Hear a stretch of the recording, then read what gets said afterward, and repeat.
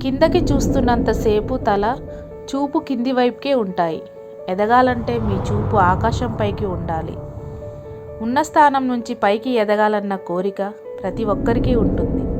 మీరు కిందికి చూస్తున్నంతకాలం మీ చూపు తల కిందికే ఉంటుంది. ఎదగాలంటే మీ చూపు ఆకాశాన్ని చూడాలి, నక్షత్రాలని చూడాలి. నేల మీదున్న ఇసుక రేణువులు చూస్తున్నంతకాలం మీరు మీ చూపు కిందనే ఉంటాయి. మీరు ఎదగాలంటే ముందుగా కల కనాలి. ఆ కలను ఎలా నెరవేర్చుకోవడం కోసం తపన పడాలి.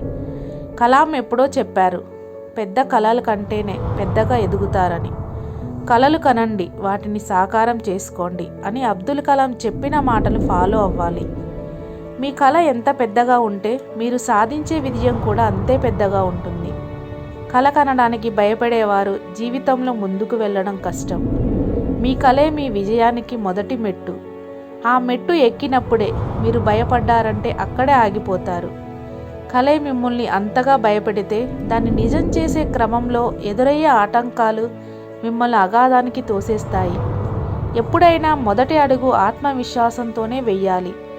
వైఫల్యం ఎదురైనా తట్టుకునే గుండె నిబ్బరాన్ని తెచ్చుకోవాలి. వైఫల్యమే విజయానికి మొదటి సోపానం అనే విషయాన్ని మర్చిపోకూడదు. మీరు త్వరగా విజయం సాధించాలంటే దగ్గర దారి ఒకటి ఉంది. అది అందరూ వెళ్ళే దారిని వదిలి మీ దారిని మీరు ఎంచుకోండి. ఆ దారిలో మీరు ఒంటరి కావచ్చు, కానీ విజయం మీకు ఎదురవస్తుంది.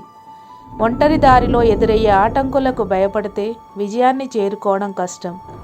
మీ దారి ఎంత కష్టంగా ఉంటే విజయం అంత పెద్దగా ఉంటుందని గుర్తుపెట్టుకోండి. కలలు కనడమే దాన్ని సాధించడానికి కావలసిన ప్రణాళిక, వెళ్ళాల్సిన దారి, కలుపుకోవాల్సిన స్నేహాలు అన్నిటినీ ముందు నిర్ణయించుకోవాలి. డబ్బు సంపాదించడమే విజయం అనుకోవద్దు.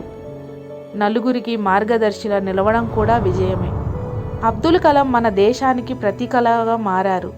ఆయన సంపాదించిన ఆస్తి కాదు, గొప్ప పేరు. మీకు నీరసాన్ని, ఆందోళనని కలిగించేది మీలో ఆశను చంపేసే వస్తువులు, వ్యక్తులను దూరంగా ఉంచండి. విజయం సాధించే వరకు స్ఫూర్తిదాయకమైన కథనాలను, పుస్తకాలను దగ్గర పెట్టుకోండి. ప్రేరణ చాలా ముఖ్యం. ఆ ప్రేరణ సానుకూల ప్రభావాన్ని చూపేందుకు ఉండాలి. విజయం సాధించాలంటే నెగిటివ్ ఫీలింగ్స్ను దూరంగా ఉండాలి.